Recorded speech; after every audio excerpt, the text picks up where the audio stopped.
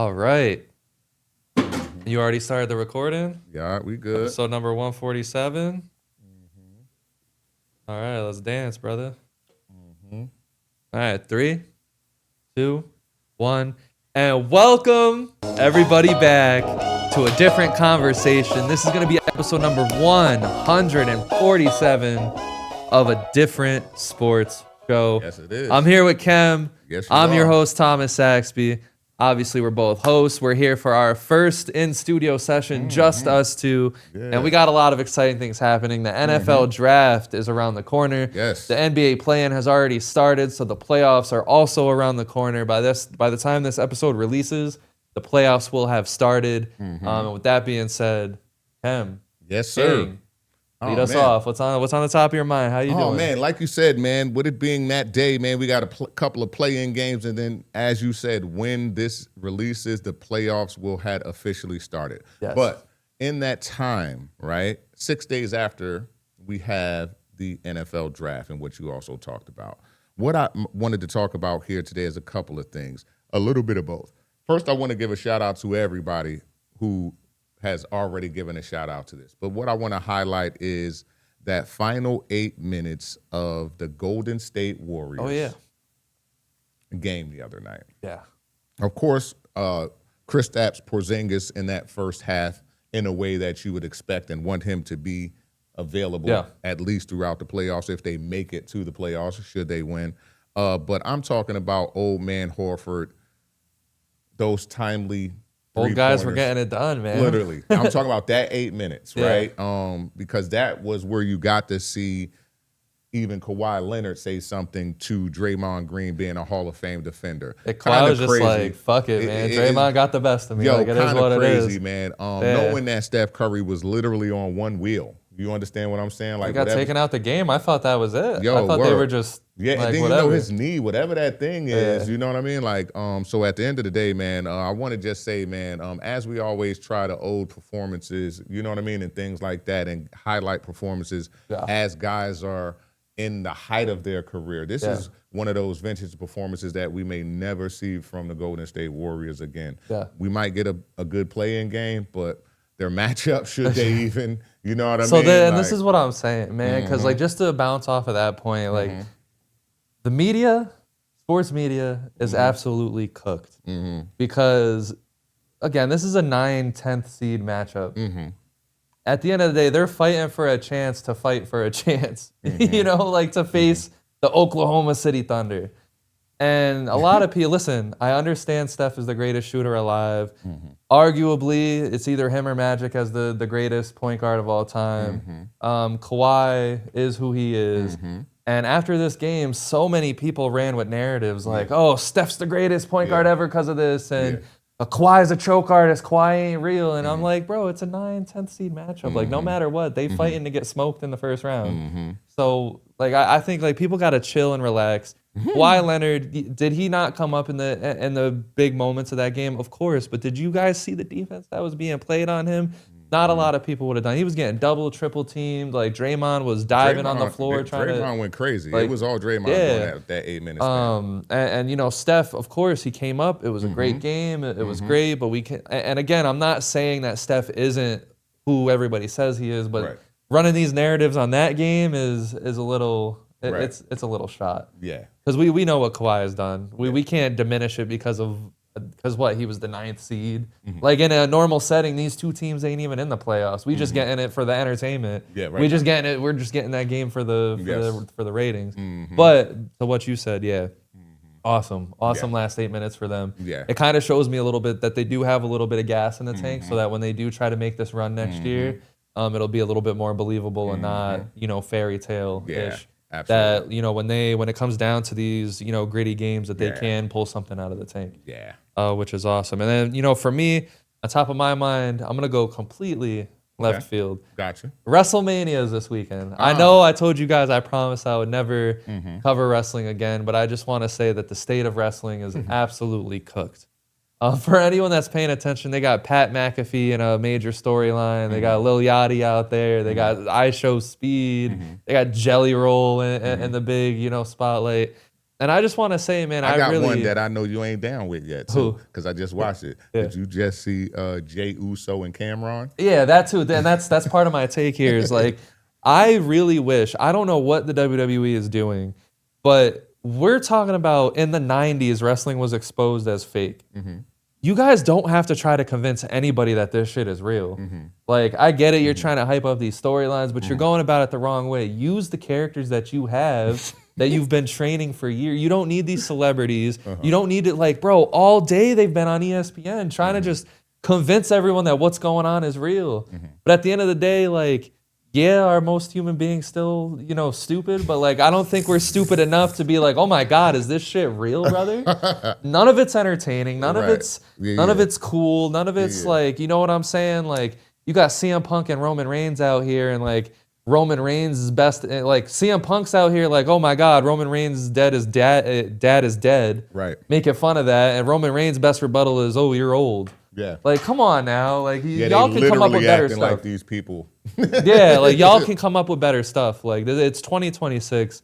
Get WWE off ESPN. Like, there's nothing that y'all can convince us with that. Like I said, Jey Uso pulling Cameron over the desk. If that was real, bro, like there's mad security probably in that studio that would have beat the shit out of Jey Uso. You know what I'm saying? Yeah. Because Jey Uso deadass grabbed him up over the desk and threw a punch. Bro. That was wild. Like, you really think, and then Cameron's someone that could probably scrap. I've never seen him fight before, but like, I'm pretty sure he could defend himself and he wouldn't get dragged over a table. Like, no offense, that's some bitch shit. That's literally not seeing that coming from somebody that you sitting right across from. Like, you know what I mean? Like, what, 5-10 feet? You know what I mean? So there's no way to not know that's not coming. That's what I'm saying. He literally walked up to you mad slowly. Like, you telling me he's just going to allow himself to get dragged over a table? Like, no, I would have already had my defense up. Absolutely. But no, my fault. I just wanted to go off about that. That's dope. I like that. I like that, man, because you're right, though. I got to admit, though, back in the day, though, it was a little bit of a lure. Like, you know what I mean? Yeah. A lot. I mean, a whole lot. Like, this would probably have passed in the 90s. Hell yeah. Yeah, for sure. Because you wanted incidents that you could have been like, holy, because that's what Macho Man, Ultimate Warrior, a lot of the era in which Shawn Michaels throwing dude through Marty Jannetty through the glass window. Like, oh my God. Yeah, like, that stuff, you know what I mean, was big because there's believability to it. Yeah, I guess that's the best way to sum it up. And unfortunately now we're so far into the wrestling is fake. Like, we know we're like 30-something years into that. Yeah. There's no way you're going to convince people it's real. So just put on good television. That's all you got to do at this point. Yeah, but I think it's just like everything else, though. I'm going to be honest, though. They're just covering all the markets, bro. Don't you know what I mean? Fair. Like, they're just covering all the markets. Business is business. Great business model. Is like, business. You know what I'm saying? I ain't mad at it. But with that being said, we make sure you guys, subscribe. Shout out to, the overseas viewers. We kind of blew up a little bit over there. You. So for you guys overseas, if you guys want to see the videos to this, make sure you go to youtube.com, put in a different conversation. You'll find us so that you can see the video of what you guys are listening to. Because I'm not sure it's the best experience when you're just sitting there listening to it. Because we focus on the visuals and we focus on all this more than we focus on the audio aspect of it. But with that being said, man, before we dig too much into basketball, because that's what this whole episode's going to be about, I want to take it back to some NFL, some football. Yeah. Your team, the New York Jets, they're drafting second. Yep. My team has a lot of A.J. Brown drama going on that might but unfold. You're already stacked up, though. Yeah, exactly. So how do you feel about the Jets, and what are any other takes that you got on the NFL draft? Well, first and foremost, we were talking a little bit off camera, and I was kind of telling you, without a question, I think that because we have Geno Smith right there right now, we still should go ahead and get Dante Moore, right? They talk a little bit about Ty Simpson and things like that, but without a question, why not, right? Yeah. But we also have, because they'll be there. I'm going to be honest. I believe Ty Simpson, Dante Moore, those guys will be there. If Mendoza's going one. Yeah, listen, and if you ask me, I would also go with one of the 3 defensive people that are out there. Like, you got Caleb Downs, you know what I mean, out of Ohio State. Love his game, by the way. He's a dog. Literally, and we already know he's a man, like, you know what I mean, buttoned up. He can talk, he can galvanize, you know what I mean, things like that. Great safety. Would probably get along with Terry Glenn really, really well. You know what I mean? That green dot kind of dude, without a question. And we can get people some help, man. I think that, you know what I mean? People need help. There's another guy, Sonny Styles, out of Ohio State, too. right? Kind of underrated. Like a lot of Yes, people project him in the listen, 10 but to 15. listen, right? I'm not even gonna play with you, right? In the last but not least, I'm gonna be honest with you. Out of Ohio State as well, is I'm gonna go with Avril Reese. Okay. Now, if any of these guys are available, whereas though we could move down or swap something because we got Geno right now. Yes, let's grab all the defense that we can. Like if you guys really want to, get one of those quarterbacks that are going to fall back to like the second round, Literally, third bro. round. That's where the eating is anyway. That's where the real. Because I like the idea, anyway. like if you guys get a quarterback at second, have him sit behind Geno for a year. That seems to be the winning formula for any of these quarterbacks. When you consider how many guys either sat out or you know what I mean, how much better they are. Yeah, like Patrick Mahomes being like the best example of that. Yeah. Jalen Hurts being an example of like they, the Eagles molded him into being like an Eagles robot. So yeah, man, those are some good takes. I think there was one guy you forgot there, Mansour on the defensive end. That dude is a beast. Yes. But yeah, no, I think this draft has a lot of talent when you consider like the top quarterbacks. You consider defense. I know there's a lot of good wide receiver talent that a lot of people are talking about as well. Yes. And then you got Jeremiah Love, who's he's been soaring through the ranks. Started off like second round. Now he's all the way almost up into like fourth or whatever. He can go third or fourth. You know what I mean? And could go fifth. Like, you know what I mean? To be honest with you. Hell yeah. And then it ain't no saying that we wouldn't. Like the truth is he's also a switchblade. Like imagine him in Breece Hall. Yes, he's a switchblade because he also can play the slot. Like you know what I mean. If you've seen any of the tape, as all of this That's stuff. why he's like climbed up, is because he can do it all out there. You can trust him to do whatever. It's like Jameer, very much like Jameer Gibbs when he came in the league. That's because a lot of people when the Lions drafted Jameer Gibbs as high as they did, a lot of people were like, WTF, and I was like, if you had like. And you see how it worked for the Lions, too. If you draft for best available and not what you need, normally things just work out. Yeah. Like, because the Lions, they had Montgomery. They had a somewhat mostly established offense, and they still got Jameer Gibbs. And that's because he could catch the ball. He could run the ball. He can be aggressive. He can be quick. He can be all that stuff. So, yeah, good point out. I mean, for me, I just want to kind of shout out the Raiders. I think that there's a lot of healthy things going on. Maybe a lot of that has to do with Tom Brady being a big voice, in that front office. Could be, many things. Okay. I think, when it comes to the Raiders, a lot of what they used to do in the past is they used to kind of just recycle the same team, maybe a couple of bullshit adjustments every now and then. I got you. But now it seems like they're actually trying stuff. Like they're trying new things, you know what I'm saying? Like last year they tried, bringing in some leadership like Pete Carroll and stuff. Geno Smith, that didn't work. So now they're trying something immediately the year later. Yeah. I think Mendoza and Kirk Cousins is going to be a really good quarterback room. It should be, man. It actually should be, right? And they've upgraded their team through many different things. And then Ashton Gianti, he's actually going to, they have a better O-line, so Gianti should be, able to get even more yards than what he was able to get last year. Yeah. So. Yeah, in all truth, the draft isn't really about like finding stars. It should be about like fixing your problems. Literally, more than anything. Because a lot of these guys come into the league ready to go. Yeah, and the more you fix your team, is the better you're going to be equipped to win. But and that's why the Cowboys are in such a good fucking spot right now because they got 2 first. What do you think they should do? Should they? Because there's been a lot of discussion online whether they should trade those 2 picks and trade into like the top 5. Or if they should trade for an already established defensive superstar, like maybe like Myles Garrett or something like that. No, I think they should wait and get one of the young superstars because it's laden, right? It's actually it's top heavy with defense and what they may need. So I think that they'll be around as all other teams aside from the Cowboys need offense. Right? You know what I mean? Like we need more offense. The Raiders need more offense. The Cardinals, but a lot of teams have a lot of picks. You know what I mean?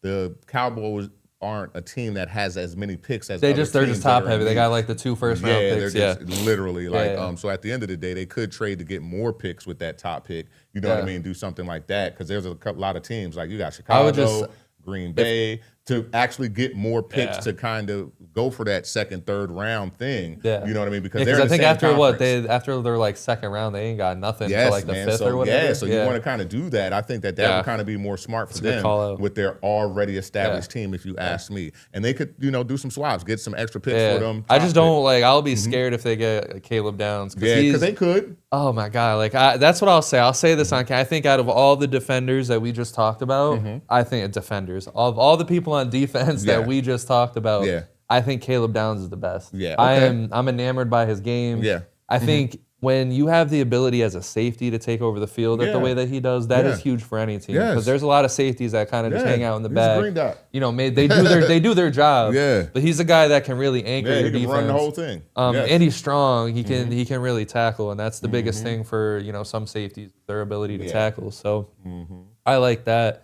When it comes to the Eagles, I'm kind of just hoping for a conclusion to this A.J. Brown thing, man. Right. I don't if the Eagles are going to keep A.J. Brown, they need to have some type of conversation with him or something and be like, yo, man, if you're going to come in the next year with all that, drama and bullshit, let's get this trade done now. Let's talk some NBA playoffs, sure. gang. Whatever. So the play-in, we're already into the play-in. We're about 4 games into it. So we're filming this Thursday evening this is Thursday afternoon before the evening games. Friday, bro. I said Friday, bro. I said Thursday again? Yes. Yeah. My bad. This is Friday evening that these other games will be played. So my apologies on us not knowing who's going to face the Pistons and the Thunder, but I think we can agree whoever faces those teams are going to lose anyway. Yeah, let's talk about those games. We can unpack those real quick. Yeah, because there's a lot to unpack with the Heat and Hornets, I believe. Yeah. I think 76ers and Magic, that's a good game to unpack. What is your strongest take from those play-in games? I know you already mentioned the Warriors and the Clippers. Right. Yeah. So obviously, in all truth, in that game, it's a pick 'em. You know what I mean? Like right now, we got Charlotte, Miami. Oh, for the games that are being played today? Hold on, Yeah, so it's going to be Charlotte and Philly. Yeah. Charlotte and Orlando. No, it's Charlotte and Orlando. Yeah, that's why I just said I just cooked myself. Hold on, yeah. I got it right here. Fred threw us off. Yeah, man. Came in and killed my whole joint. So here we go. Yeah, so right now, for me, we got Philadelphia versus Orlando. When we think about that play-in game right now, I'm more leaning towards Philadelphia. Right now, man, when looking at Orlando themselves, it only looks like Desmond Bane is the only one who comes to play. Paolo Banchero, man, it's kind of crazy turning down wide open shots, even in the NBA. He don't look good. Yeah, man, for whatever reason, something's going on in his mind. He's overthinking basketball, everything that's real normal. It's just a catch, shoot. When he's going downhill, he still has the moves to get to the cup. Yeah. But in wide open, it's just like he likes clutter more than he likes wide openness. Yeah. You know what I mean? It's kind of crazy. He performs well when there's multiple defenders, and some of the decisions I don't like. You know what I mean? In that, but he's actually more productive. You know what I'm saying? Yeah, it's weird. Yeah, it's crazy. But in the open court, man, I don't know what's going on. Black will always be there to play. Him and Bane are always going to be like the igniters for that team. But for the rest, it's kind of hard for me to watch. So overall, it is very hard to watch. Yeah, it's really hard to watch. Them getting to the line and all that, they're definitely aggressive. They have a lot of great qualities. You know what I mean? Yeah. Like when strung together. I think Franz being hurt most of the season has something to do with that too. But at the end of the day, when looking at the Sixers, seeing Joel Embiid on the bench after the appendectomy, he looks out of it. Yeah, he definitely looked like he was still on the painkillers, right? Real talk. I think he'll be back at some point in Boston. He'll for it. We know. Absolutely. Joel. The one thing I'll say about Joel Embiid is granted, has he missed half of his whole career so far? Absolutely. Yes. But at the end of the day, he will play through some shit. His body don't like him. Yeah. But he will play. Yeah. So, listen. I don't have too much bad to say. I'm gonna let you cook, right? But at the end of the day, I know that Joel Embiid and the upside of those guys, they actually are the scariest team to me.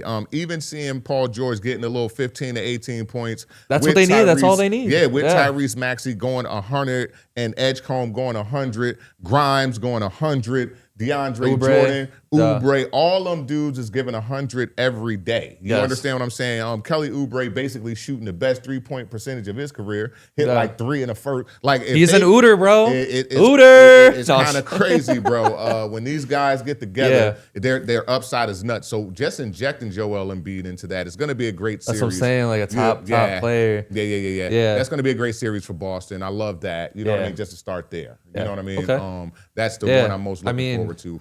Because I'm already thinking, you know what I mean? If I'm really, really being honest with you, man, I'm thinking damn, I'm sorry. Oh, you're good. All right, yeah. I can cut the bullshit out. Don't you worry. Damn, my shit just died on me. All right, bet. Okay, hold on.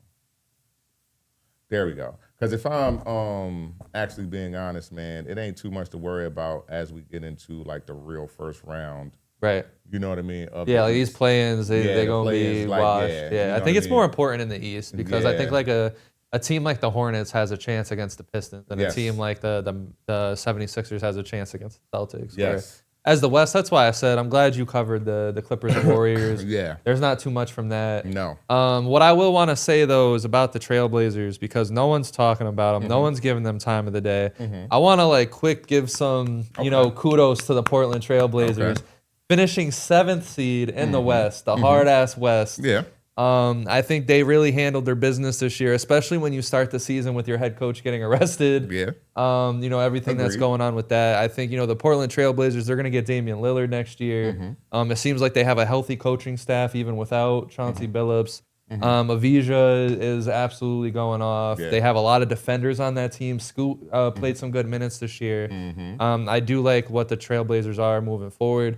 I think they're going to give the Spurs a hell of a time. I don't think they're going to win more than like maybe one game, but I think we'll see some really tight contests. I think the Blazers are going to drive the Spurs crazy, but that's what the Spurs need. The Spurs, they need a challenge that first round because if you look at the bracket, the Spurs are going to face the winner of the war that is going to be Minnesota and Denver, and then they're going to most likely have to face the Thunder or whoever comes from there. So the Spurs are going to have a tough task this whole way through. We'll see how that develops. The Charlotte and Heat game, that was entertaining.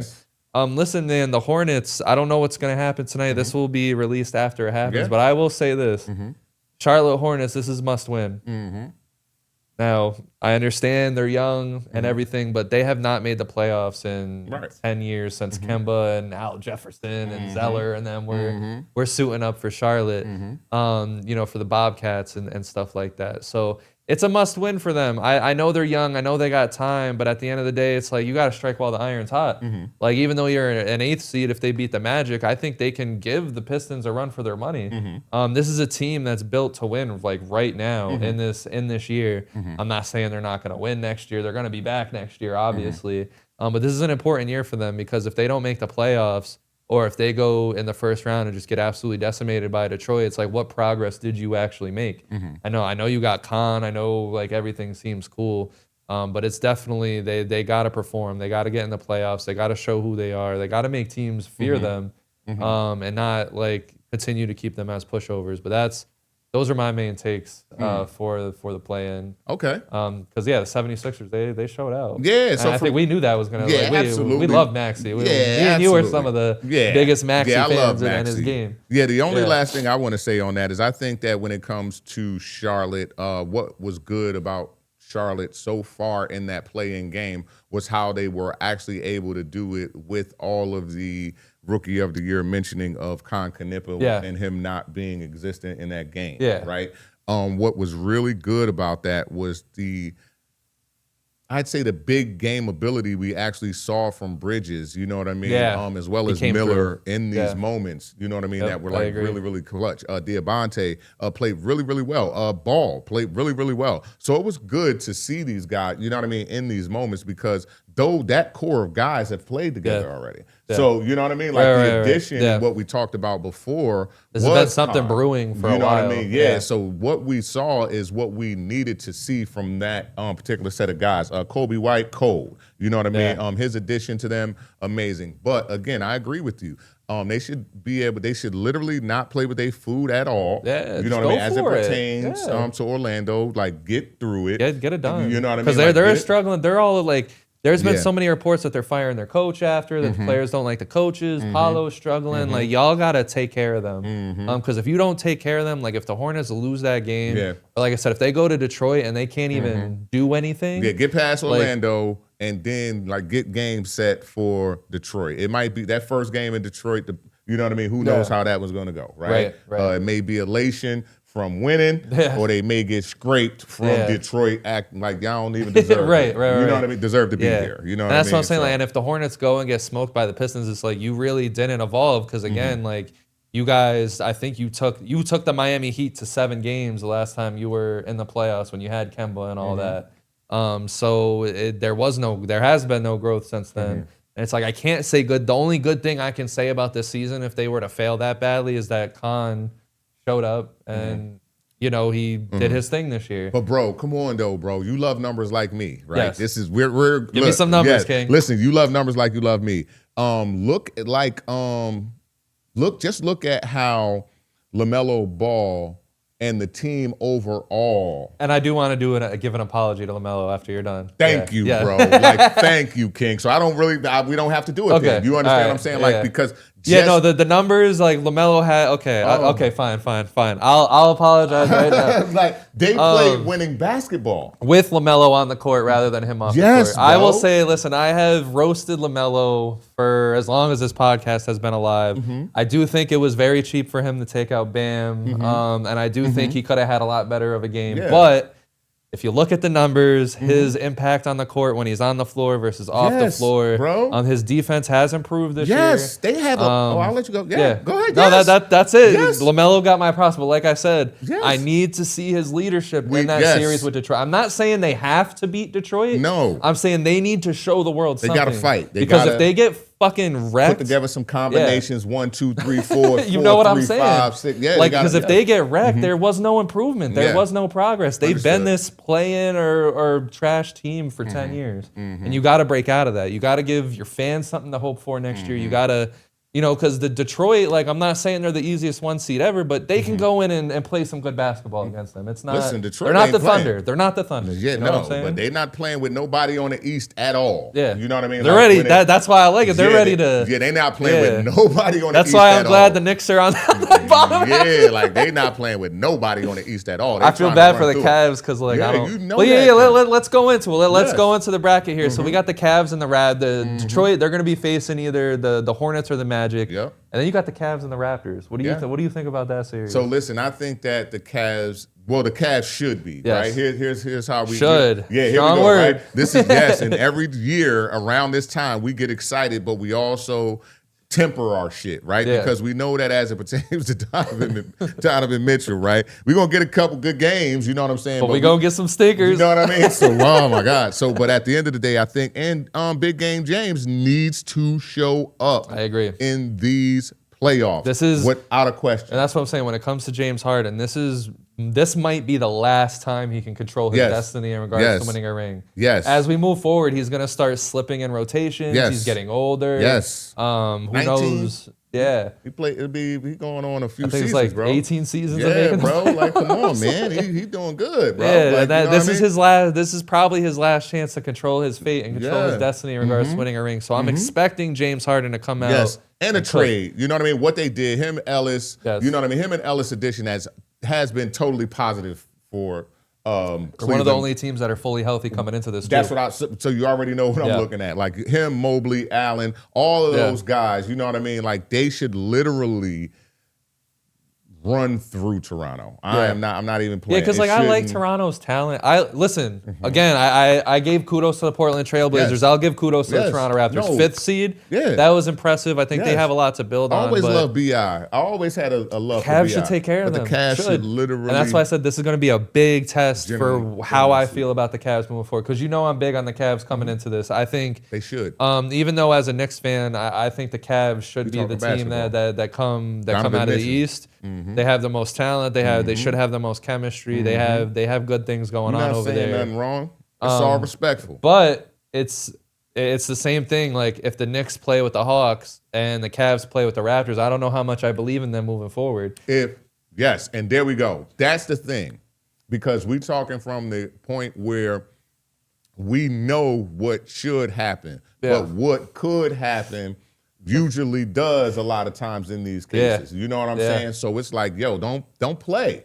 Is the actual undertone of this? Like we're tired of seeing you playing. You made a reference earlier in the season about how like Donovan Mitchell is basically a top 8 player in the league. Like, you know what I mean? Like, literally. Yeah, but not a lot of people are confident in that because he doesn't give them the confidence to truly believe in that on a consistent basis. You know, so. And there's a lot that could happen. Like, you know, the Cavs could lose and Donovan Mitchell doesn't sign an extension and then they trade Donovan Mitchell and everything's kind of exploded out there in Cleveland. So I think there is a lot rested on this series with Toronto because if they play with their food there, I think it's like you said, even though I just said all that about Charlotte, I do expect the Pistons to absolutely give it to whoever come out there. And then they're not going to play. They are going to play aggressively with the Cavs. Without a doubt. If that's how it matches up. Everybody, they're going to pause. They're going to run down Cleveland's throat, bro. Like, they're not playing with anybody they face is what Cleveland need to be ready for that. The great part about Detroit basketball right now.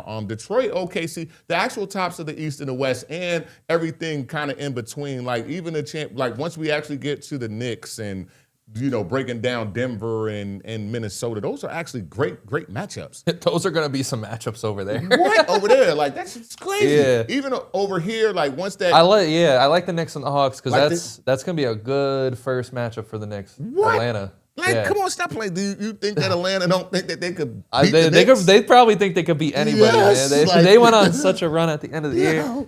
But that's the thing, man. Like the Knicks, a lot of people want to say what they want to say about the Knicks, and we were just on a podcast talking about it. I think a lot of it was that they were experimenting throughout the year, and they got shit right in the last few weeks of the season. So again, if the Hawks can give the Knicks trouble, I don't even want to see what's going to happen to the Knicks if they run into the Celtics and the Cavs and the Pistons. So they hoopers, right? They hoopers, right? And some of the shit that is like that come out of people's mouths, like. Is awesome too, right? Because in watching the game and watching interviews and and different things like that, it's really important to hold on and kind of pay attention to certain little things. There was actually an interview the other night with Josh Hart when he hit the 2 timely threes, what I mean? And he even talked about nah, man, I had to do it. I was trash in the first half. Yeah. Right? Like literally, he was like, no, I had to do that. Like I was trash in the first half. And then you listen to Jalen Brunson's interview at the same time, you know what I mean? Just with a different person. Right. And he's like, nah. And it was like, how do you feel about Josh Hart? You know what I mean? With those, he was like, what do you mean? He was playing shitty in the first half. He better had so they literally hold one another accountable, you know what I mean, in a way that is crazy. So even though we're seeing that new type of, you know what I mean, let's say toughness, even though it's associated with Detroit for a long time, it's actually built into what we are as New Yorkers, and it is actually a thing with the Knicks. So it's gonna be scary, you know what I mean? Yeah, that's why, man, as a Knicks fan, this is gonna be so crazy. It's gonna be wild. It's gonna be wild. It's like we had talked on that podcast about it a little bit. It's gonna be wild. Listen, man, I got just a couple things to say about the New York Knicks, and then we'll kind of move on to the West, or we can talk about the Celtics and then move on to the West. Listen, man, I fully believe in the Knicks. I fully believe that they can get out of here and go to the finals. I think that's important for them to at least go to the finals. Because when you look up and down the board, they have the experience. And a lot of people say, oh, it's Mike Brown, but Mike Brown brings that experience too. He was a part of the staff that won that tough Warriors chip, their last one that they won against the Boston Celtics. And, at the end of the day, when it comes down to the Knicks, man, and it's going to come down to Karl Anthony Towns. Everybody knows Karl Anthony Towns, I know you probably don't watch this shit, but listen, man. You do. You got all these people calling you sassy. Including me. You got all these people calling you sassy, big for nothing. You can't do shit. Listen, you are an epic basketball player. You are one of the best big man shooters of all time. You can play defense when it really comes down to it, when you need to. You're clutch when you absolutely need to. You're 370 pounds. You're not that fat, but you're a big dude. Bully these motherfuckers, man. Show, if Karl Anthony Towns and Jalen Brunson win a ring for the New York Knicks, that's automatically one of the best championships ever in the history of the NBA. So go and get that, man. Go claim it. Go you. So I want to say something, man, for my boy too, man. It's this simple, right? Because even living here, we know what it is. Cat, I know you tired of people talking about the Knicks are going to win based on how Cat plays. Yes. Just play. Just play. Just kill him. Yes. Literally. Just Cat, go in there with the confidence. everybody every day. knows you can do it. Pause. Put it on your back. Put it on your back. Every one of your guys, top to bottom, we already know could get 20 to 25. Everybody know it. Everybody loves angry OG and all that. But it shouldn't be an angry OG. It shouldn't be an overworked Brunson. You understand what I'm saying? It shouldn't be a where is Mikal at? It should be very frenetic how we know y'all are. It shouldn't be Josh Hart on the ground about to break an elbow. It should be, you know what I mean? Like literally, bro. It should literally be a nice frenetic thing. Everybody understands the actual experimentation. Just that actually comes with Mike Brown. We know that that's going to happen. Yes. It's a whole new team that he's taken over, and he wants the max offensive output. Yeah. You understand what I'm saying? With the good soundness on defense, right? So we know that about Mike. But the other part is that we know that we know about Mike. Yes. We know. And him and Cat, man, you know what I mean? That's this why is the time we need them both they to figured be it their out, best. and like I said, the Knicks, it's literally comes down to just playing the basketball that you know how to play. Yeah. Because like I threw out a lot of stats on the last episode about the Knicks in the last 2 minutes are like way above a lot of teams in the league, and they're gonna, especially against the Atlanta Hawks. I think the Hawks are gonna drive the Knicks down to the fourth quarter almost every single game. They are a very talented team. But the Knicks, they're almost double more than the next team. And when it comes to defensive possessions, clutch performance, scoring when they're down in the last 2 minutes, I truly think like the Knicks, it is their time to go and grab it. Right. I thought last year was the best opportunity because when you consider that the Thunder were new to that whole thing, but the Thunder ain't new no more. So you're gonna have to kind of deal with that if you get to the finals. But man, it's gonna be stressful. A whole different type of machine, bro. Yeah, it's gonna be stressful being a Knicks fan during this time. Y'all gonna see me angry if we lose before the finals, but it's gonna be a dogfight, and that's what we're here for, man. We're here to have a different conversation. We're here to enjoy these playoffs. So, what you got to say about your Lakers over there against the Rockets? I know I kind of roasted them, but it's looking like a fairy tale, man. Like Luka went to Spain or wherever he went, and they said that his injury was actually worse than they all thought. Reeves ain't gonna be back most likely, so it's gonna have to be old head LeBron facing all them young cats in Houston. Yeah. So listen, man, if I'm being honest with you, right? Let's keep it real, right? I'm gonna try to say we was on a pod, right? Yes. And it was like people wasn't giving us a game, and I wasn't trying to argue with a bunch of people I ain't know yet. You understand what I'm saying? They like this ignorant ass motherfucker we done invited here. You know what I mean? I done had on a nice polo and everything, but let's keep it a whole fact right now. Lakers in 6. Defend it. What? Listen, right? The experience versus the youth. I'm just gonna go with it, right? Okay. Listen. I'm telling you, it's gonna get tricky. You see where the seeding is, right? Who's 4 and who's 5? Yeah, Lakers and Rockets. Right? Yeah. You know that in multiple points of this series, there's 3 days rest in between games. Okay. Twice. Yeah. This favors the OG. I'm not going, you know what I mean? You already know how I feel about KD. This is one of the things that I think we even got cool through conversating about is KD, right? You know how I feel about him. You definitely know how I feel about Reed. You know how I feel about Amin. Like you literally, like these are like, you know what I mean? I just started really feeling Şengün. But I like every other aspect of that squad. Yes. From the coach down. Lakers. But my boys in 6. I'm going to be honest. I mean, LeBron James still going to control the tempo. I don't need him he ain't got to go 100. Listen, this ain't got to be LeBron controlling the tempo of, you know what I mean? Who is going to be that guy? Like he's still going to control the tempo. Yeah. He's still going to control the tempo. Okay. But it's that 25, 6 and 6. You know what I mean? 25, probably 8. LeBron's really going to have to channel something here for that to happen, I think, though. Absolutely. I mean, because like I think DeAndre Ayton, the Rockets, they don't have decent interior defense, but like I think Ayton could absolutely destroy Şengün if he wanted Without a question. But now, if they speed the game up, it's done for us. We done. That's what I'm saying. They speed the game up. That's what the Rockets are going to do. I think they're going to be aggressive and fast They speed the game up, we done. My they're gonna role do players, that they're going to totally disappear. All that, we know that, right?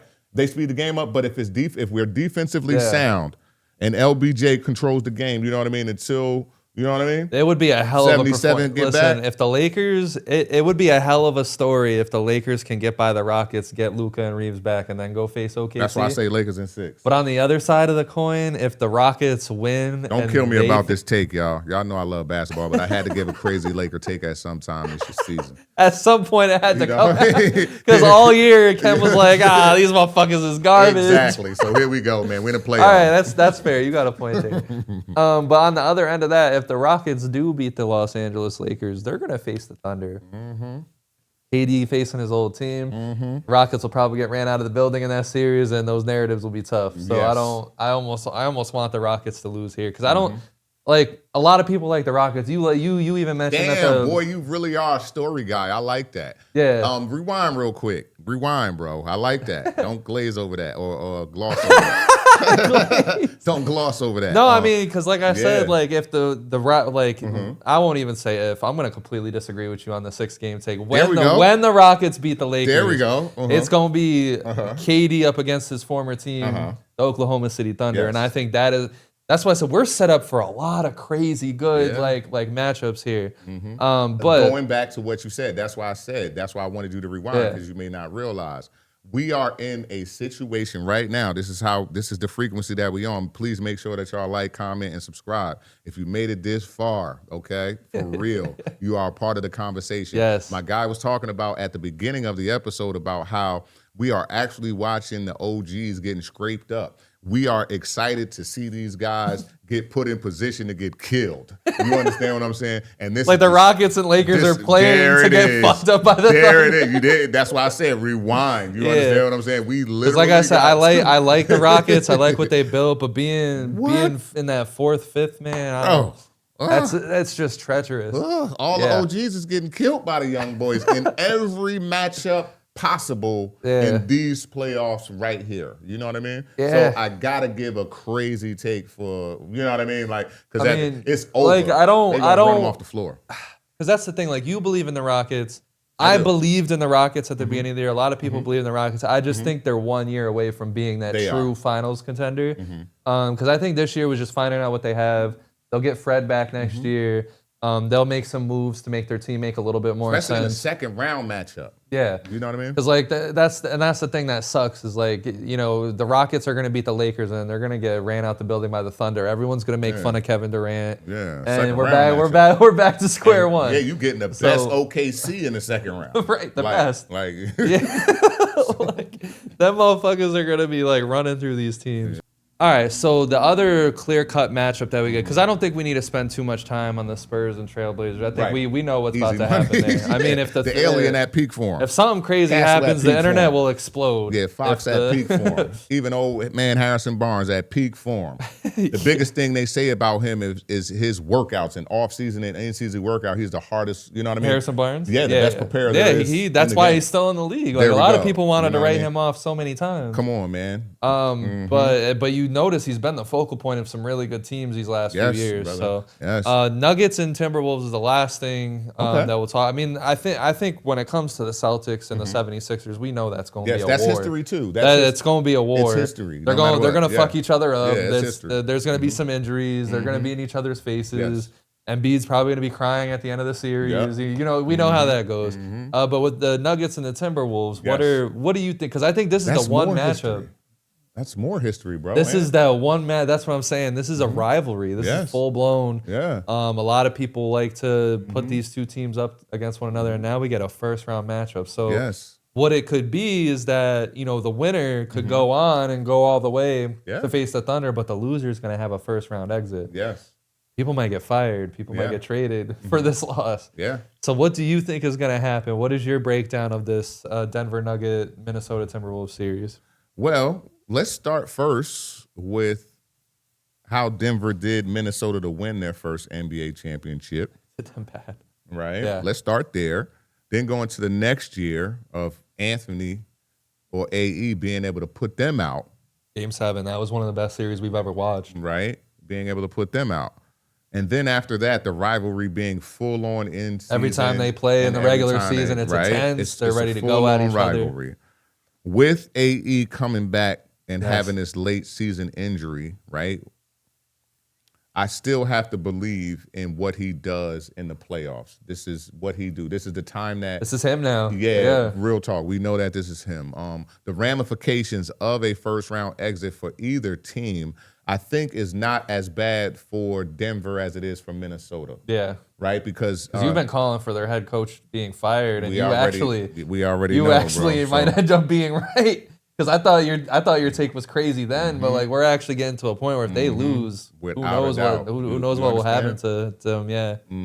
So I actually look for, to be honest with you, man, just because of the late game heroics and as well as the late injury scratch to like his knee and it being really his knee and everything like that. Listen, there's no shade at Minnesota because I told you the better that we even see him play, the better that we see him get. Yeah. You know what I mean? And things like that. I don't want to write them off, but I still believe that Denver wins it in 7. Okay. You know what I'm saying? Aaron Gordon's healthy for this series. Yes. But still partial. You know what I mean? Like that's still, of course. But listen, man, we talked a little bit about like Cam Thomas, the Joker. Listen, man, I love even how Murray has been playing this year. Bron is working himself back. It's a lot of things about this team, man, that is hard to, you know what I mean? And they're war tested. So, like I said, 7. I want my boy to pull it off, but if they got to go into deep water, I got to go with the. I don't know. I think I got Nuggets in 5 or 6, and the reason why I have that is like you see it last year, you see it year in year in, especially with Rudy Gobert. I don't like. First off, the Nuggets are angry. Nuggets want to prove something still. They've been kind of written off in a way that's kind of made them really angry. And I think, Jokic is still playing some of the best basketball of his career. Without a doubt. It's not like the only time that I'm going to worry about Jokic is when he goes up against Wemby. Because he can't stop Wemby. But you don't have to worry about that with Rudy Gobert. Julius Randle will have Aaron Gordon trailing him, so you don't really have to worry too much. I don't think Rudy Gobert can stop Jokic.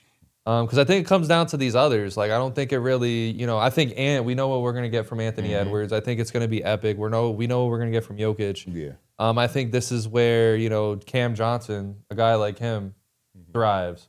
And I think he's going to absolutely be the X factor over there in Denver. I think that Cam Johnson's going to come in here. I think he's going to have a good game because you got to think the Timberwolves' best defenders are going to be worrying about guys like Aaron Gordon, Jokic, Murray. That it's going to really be up to Cam Johnson to hit his shots when he hits them, and I think he will. He's always been, clutch, especially during this time of the year. And I just think, Anthony Edwards, I think he can only do so much, man. I just don't think they have a team that's going to be able to hang with Denver this year. And I could be wrong because I was wrong in the past about Minnesota, but last year, them going to the conference final was only because Steph got injured and the Lakers had no interior defense whatsoever. Because when you have Rudy Gobert out there averaging like 20 and 20 or whatever the hell he averaged during that season, they still had to play it. I just don't think they're going to be able to get that off. I think Julius Randle will be in a box. They're going to, Anthony Edwards is going to score his points, but they're going to need someone to be able to bang with the ability of the Nuggets have 3 very prime scorers in Jokic, in Aaron Gordon, in Jamal Murray. I don't think they're going to be able to contain that this year. And what I'm hoping is that Minnesota finally changes the structure of that team in this offseason. We know it. Because they didn't really do much last offseason to kind of get here. 100% on that, brother. So, and I think something's got to change. They're never going to win with Julius Randle and Rudy Gobert being the guys next to Anthony Edwards. I don't think that's a winning formula. And I think it's going to get exposed really bad in this first round. That's why I said Nuggets in 5. And it has nothing to do with Ant. I believe in Ant. Yeah, but that's why I believe it's going to go farther. Because you think Ant is going to drag because of the 7. I only say 7. It could be 5, but I only say 7 because of Ant. You know what I mean? Like what he's going to do. You know what I mean? Like he is truly that. So he's not going to lay down so easy where that late game heroics with the game being as close as it is because it's a rivalry. You know what I mean? Yeah.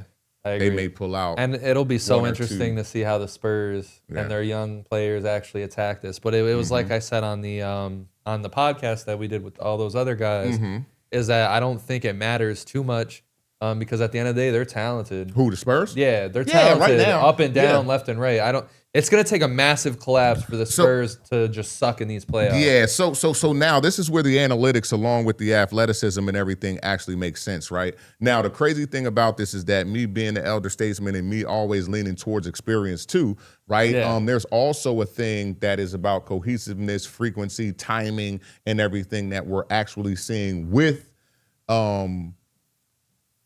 experience that you want to have, but also experience you have to have on the fly because you're doing these things so well. I agree. Their defensive rating, listen, their offensive rating, these are real things. They're up there with the Thunder on almost everything. In almost every category. I just think the Thunder set up just a tiny bit better depth-wise than the Spurs. Listen, and that's where the rubber meets the road, where there isn't the experience element. That's the point. Yeah. The initial part of it, that the other part of the next thing that I would say, not the other part, the next thing that I would say to it is that they have somebody in the alien, brother, that there's two things that can be true. Like, he can literally totally take over this game. Yeah. Right? But he also can be the linchpin that if something, he can be a detriment to the team. Like, that's true. That's what I'm saying. Like, if Wemby sits there and is just chucking from three, then they're gonna get cooked. They're gonna get. You need cooked. him active. You need him. You need teams to actually be scared of him driving and stuff you know what like I mean? that. And then in this play, and he has to be durable for that as well, because we are actually in the playoffs where the floor is going to shrink. He's never played this far into a season ever. So we'll see. We'll see. You know so what I want to do before we move on from this playoff aspect, we have the seating right in front of us. We know basically what everything's going on. We're gonna have a competition to see who gets the most right about the first round. So you'll get a point if you get the winner correctly, and then you'll get an extra point if you get the amount of games correctly. Okay.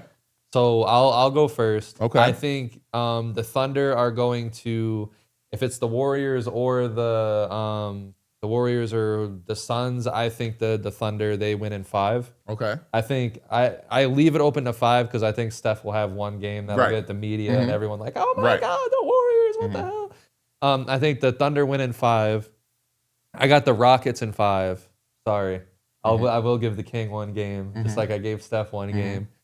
The Nuggets and the Timberwolves, like I just said, I'll take the Nuggets in 6. I'm going with my straight picks. Yeah, you convinced me. I'll give them an extra game for Anthony Edwards.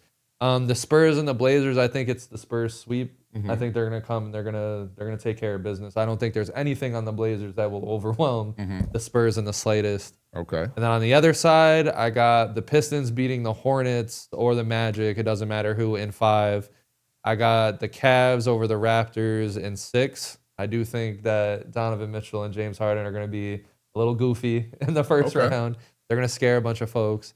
I got the Knicks over the Hawks in a sweep.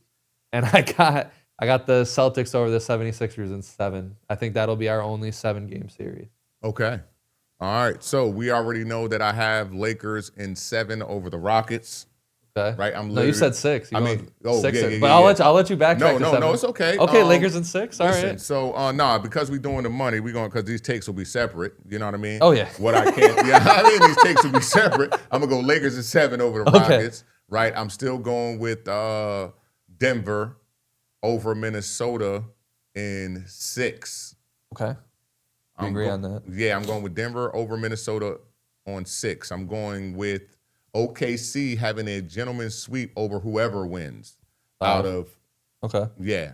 A gentleman's sweep. They'll get one game. Even if it's Kawhi and them, they'll just get one game. Kawhi's done. Excuse me. That's what I said. Yeah. You're good. So, yes, at the end of the day, they got to play Phoenix. They're all done. Everything's all good. See, man, that's why I hate looking at this shit like that. So let me back up one more time. No, you're good. Bam. Here we go. OKC is going to smoke Golden State 5 games. Okay. Still going with LA 7 games. 6 games for Denver. Sweep, I think we agree as well for Portland. Charlotte, if they win, or Orlando. For me, I think I like Detroit to win in 5. Okay. Yeah, I think we agree on that. Yeah, I like Detroit to win in 5. And then you got the Raptors and the Cavs. Yep, I got the Raptors and the Cavs. I think that Toronto is a great place to play where they're actually going to get a couple of games at. Okay. Right? I see them beating Toronto in 6. We agree on that. All right. Knicks and Hawks. Knicks and Hawks. I don't think that's going to be as easy as we say it is for the Knicks, just because this version of the Knicks that we're expected to play hasn't played yet. Okay. Right? That's a good point. The Knicks that and the Hawks, they're a tough team. I don't want to take it away from them. I'm just, Knicks, as a Knicks fan, sweep these motherfuckers. Listen, the Knicks that we're expected to play haven't played yet. Right. This is what we're calling for, you know what I mean, as spectators and as fans of the Knicks, right? Yeah. So I am going to give No, I'm not going to say give. I know that Atlanta is going to earn themselves 2 wins out of this series because, Knicks like it rough. They you know what I mean? Like they make shit hard sometimes. Yeah. You understand what I'm saying? That's life of being a New York Knicks fan. Man, they make shit hard, man. So at the end of the day, I'm going to go Knicks in 6. And then Boston, Philadelphia. I think that I'm kind of, man, I'm torn because. That's why I said 7, man, because I'm feeling the same way. I think the 76ers can beat them, man. This shit is crazy, bro, because these boys, man, they ready. They ready. Like, I'm not convinced on the Celtics, man. And they want to play in a different way than the Celtics want to play. Yeah. Like, you know what I mean? The Sixers, they're going to be, like, aggressive and fast. They're going to be down their throats. We not tripping, though. Yeah, y'all pause us for this, but they literally is on them. So it's a different, and especially for the Styles, and with Styles making fights, the spread offense and the 3-point shooting, if the Celtics do what they need to do, if they're hitting baskets, it's a different ballgame. I was going to say they should put the Sixers away if Tatum and and Brown they're not, you know what I'm saying? Which I'm expecting, because like be a long Tatum day. still, he has not gained his like offensive efficiency that we're used to. Jaylen Brown's coming into this with like a little bit of a Achilles injury. So it'll be interesting. I think that out of the people that play for the Knicks who don't play the best defense is probably only going to be Edgecombe and Maxey. Yeah. But still give you max effort. Yeah. You understand what I'm saying? Maxey's an underrated defender too, though. Yeah, he get 3 swipes a game. Yeah, and he keeps up with everybody. But I'm talking about as far as like, you know what I mean? Yeah, that's good. But I'm talking about like he's going to burn you on offense and pick your so pocket. who's winning? Who's winning the series? Yeah, damn, I still didn't get there. My bad, Kem's trying to figure it out. Yeah, I'm breaking down the game. Yeah, so here we go. Because listen, man, I honor them young boys out there in Boston too, man. I frequent there, man. This actual shout out to the, you know what I mean, out there in Boston. But if Embiid comes back from that, if he comes back during that series, I don't think I'm kind of rethinking my take. I'm still going Boston 7. I'm gonna change to 76ers in 7 just to oppose you, just so for I'm going Celtics 7. Because I think if Embiid plays, the Celtics don't have an answer for Embiid if he plays. They don't at all.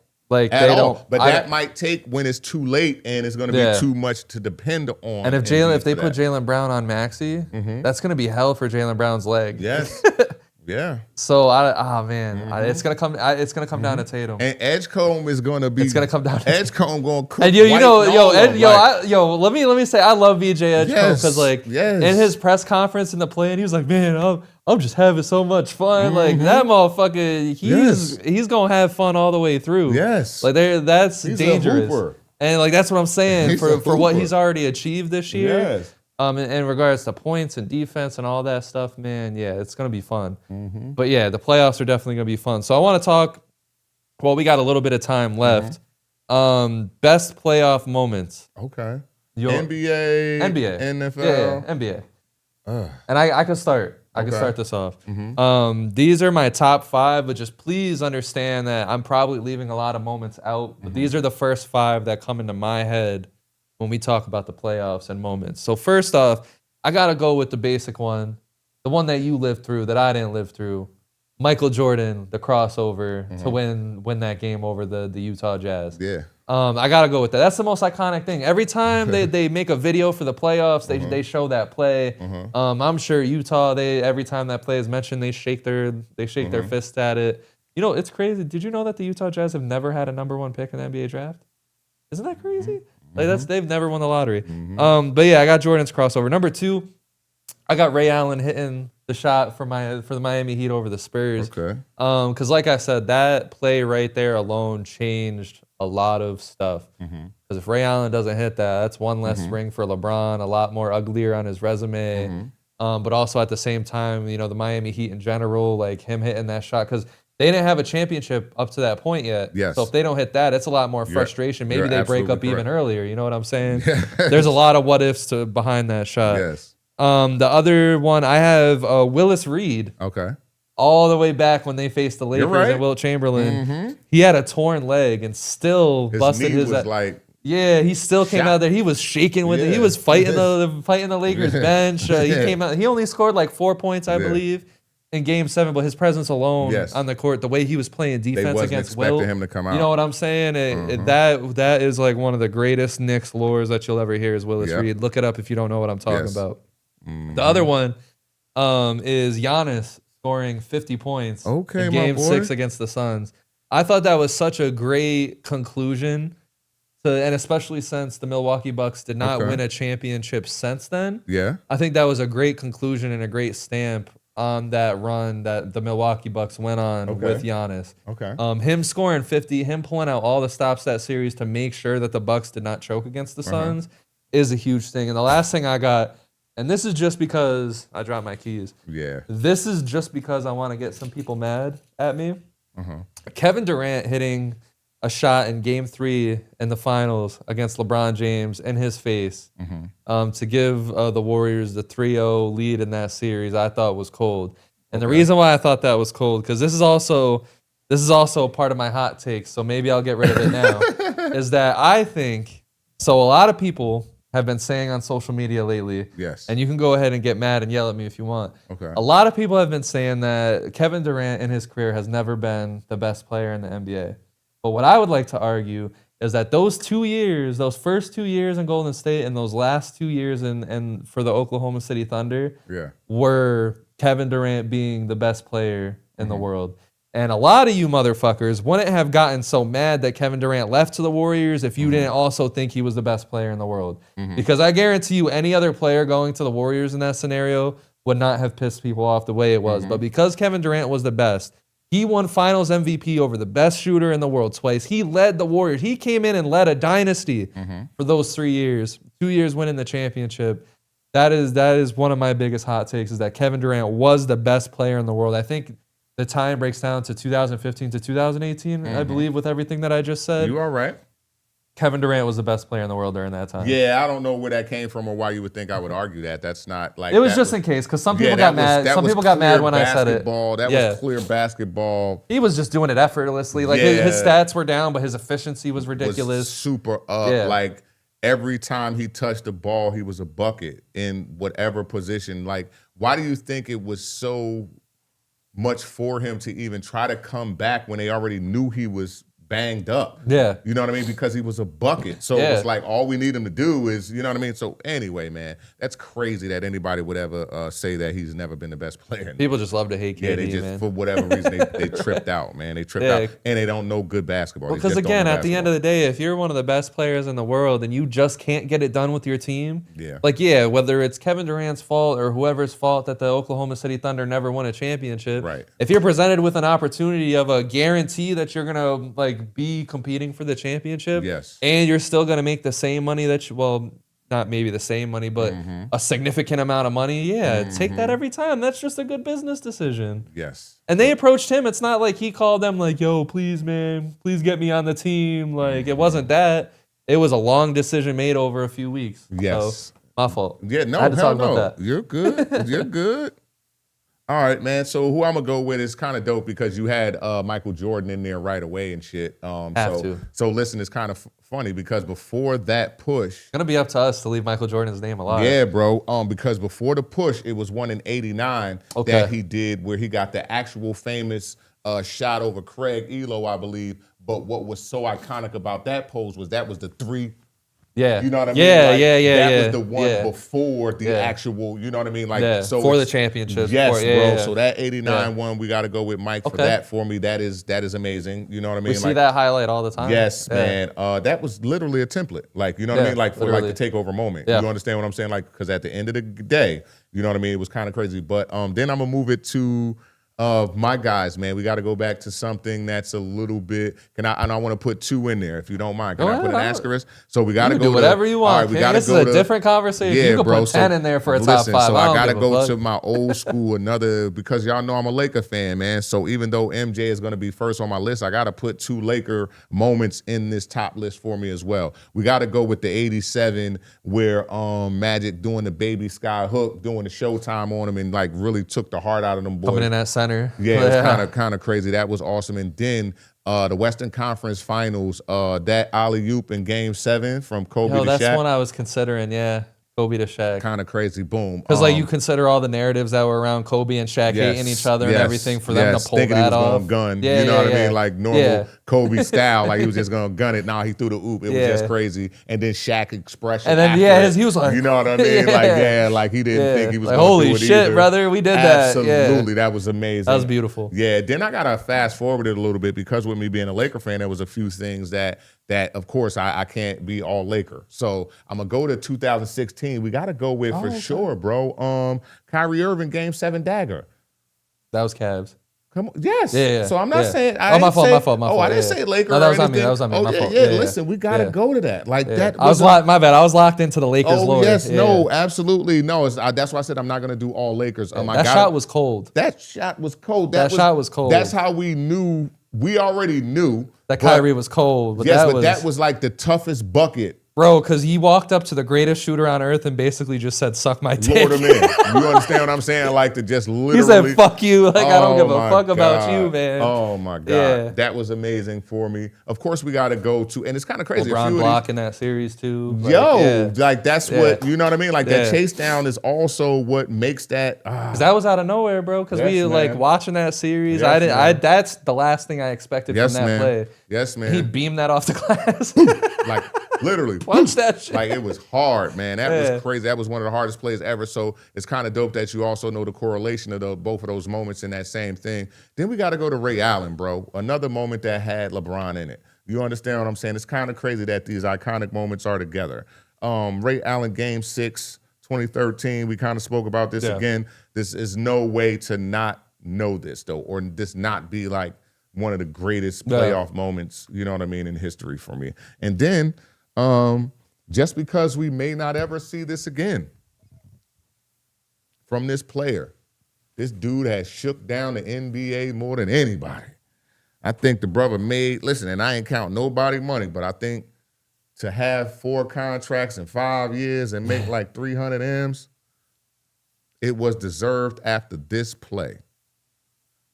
When Kawhi Leonard became the hired assassin, that 4 bounce was wild.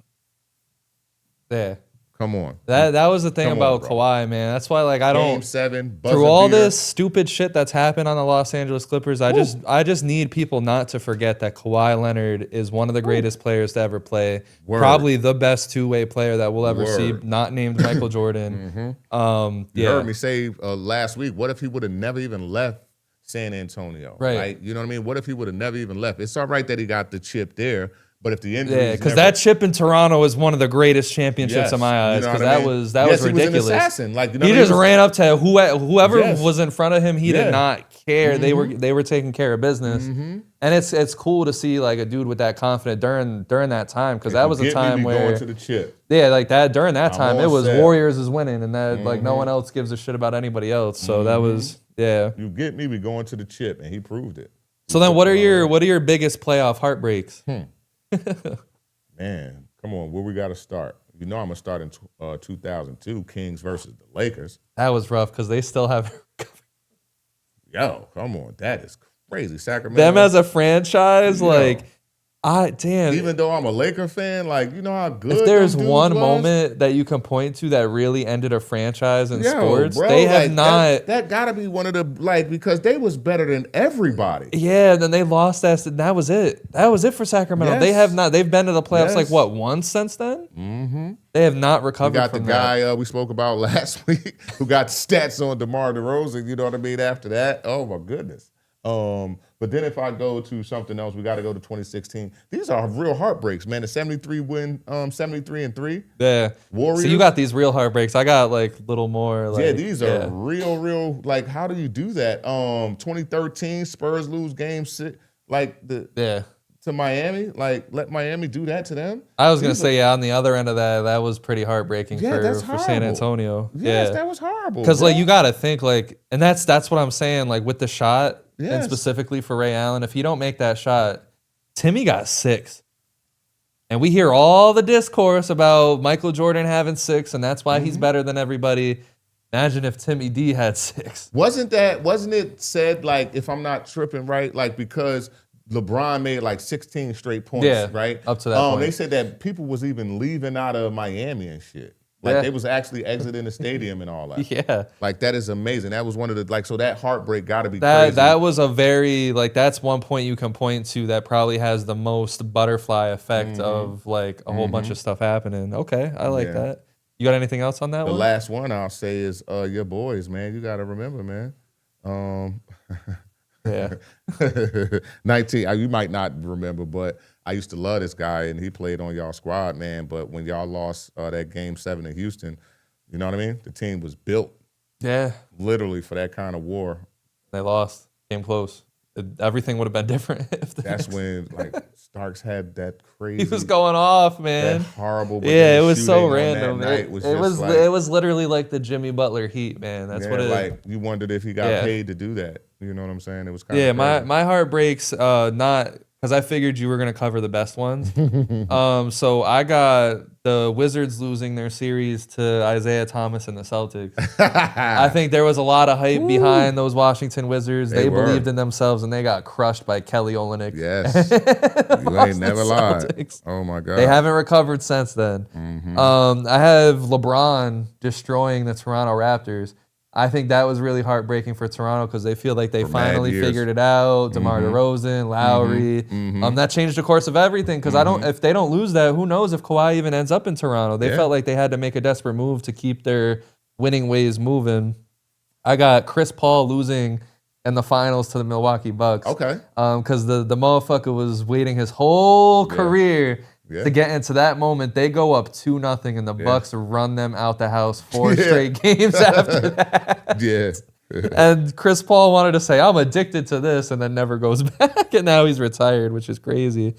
And the other one that I have Roy Hibbert blocking Carmelo Anthony at the rim. That's a great if you're a Knicks fan like me, you know, we did have doubts against playing LeBron and the Miami Heat, but we also had our confidence that if we would have gotten to that point, who knows what would have happened. And for Carmelo Anthony to get blocked by Roy Hibbert, man, that felt like an orphan getting punched in the face. That's how sad that moment was. But all right, so before we move on and we get out of here, I got one last segment for you. Biggest playoff hot takes, and it's not necessarily it could be from these playoffs, but it could also be from the past. Let me give you one. Okay. And this one might piss you. I'm just aiming to piss you off before we get off of this. All right. Okay. We ain't been hot in a few days, so let me get hot. Let's go. A lot of people talk about the Dwayne Wade Finals run. Okay. The one that people call the greatest run of all time, which, you know, I somewhat agree. But I thought most people said that Dirk's. Yeah, there's that one. But I'm here to shit on that Dwayne Wade run. The refs fixed it. Okay, point that out. You're gonna have to show me something. So if you notice, if you look, why? Because he lived at the line. Yes, in the last like 3 games. Oh, come on, bro. It was a switch. It felt like as soon as the Mavericks took momentum in that series, you got to watch back the series because I watched the series like a couple weeks ago because I wanted to make sure if I made this take, I actually believed in it and I didn't like. You know, I didn't just come here just spewing shit, which it's probably to you, it still feels like I'm spewing shit. No, I'm listening. But if you notice, there is a change when the Mavericks, I believe it was game 4. I could be mistaken. It could be game 3, game 4. When the Mavericks looked like they had total control over the series, all of a sudden, everything changed. Dwayne Wade's at the line like 20 times a game, especially in the last 2 games of that series. I think he had the most free throws in the finals in 2 games ever. And no, I'm not here to totally shit on it. It was a great run, right? But I do think a lot of people forget about that and all the discourse around that because. Wait a second, hold on. They didn't want Dallas to win because of Mark Cuban. NBA has always hated them, right? I don't care about that part. But do you remember not even like that? Like let's go back and forth a little bit though. Do you remember about? Way before the playoffs, do you know who Dwayne Wade was? Do you understand how Dwayne Wade got his buckets? He was a beautiful slasher, and he lived at the line. So it wasn't anything foreign to see him at the line 15 times again. He's literally the same way that Miami won that year, the same way Orlando plays right now, but not as good. They led the league in free throw attempts. Like, you understand what I'm saying? Buckets for 2 at the basket. You know what I mean? All that. But it was like you could tell, like watching through that series. I'm telling you, when you the next week, the homework for you is to watch that series over. You'll notice when the Dallas Mavericks gained momentum in that series. He had 97 free throws in 6 games. Yes, that's exactly what he had. And look at how much he had in the last 2 games. 25 alone. He made 21 of those. Game 3, 42 points, consistent rim pressure, but lived at the line. That was D-Wade's game. Of course. But to that extent, to where every time he was getting touched, he was going to the free throw line? He attacked every possession. So one of the things I need y'all viewers to pay attention to, even though my homie, me and him, he wanted to get me hot. Here we go. And he got me on my phone. I only wanted to have a couple of stats up. Now here it come, right? To be completely honest with you, every great superstar is actually going to get favorable foul calls. It is no way around that. Once you insert your dominance in a way that you're a bit fat, not to even be that simplistic, but one of the things about it is look at the move that LaMelo Ball did at the end of the game with only 8 seconds left, where he should have actually been fouled to where he wouldn't even been able to been the better athlete in that instance, right? Because it wouldn't have even been enough time. All he actually needed was just a fraction of an inch and literally used all right hand so that he could use the left part of his body just to go up. What's crazy about that, right? In the conversation that we're having, you got to be able to do that, my boy. Of course. You literally have to be able to do that. So, when you try to get me I love doing this shit, man. See, when you try to get me to get hot, right, you got to understand that is, he could have been called for a foul.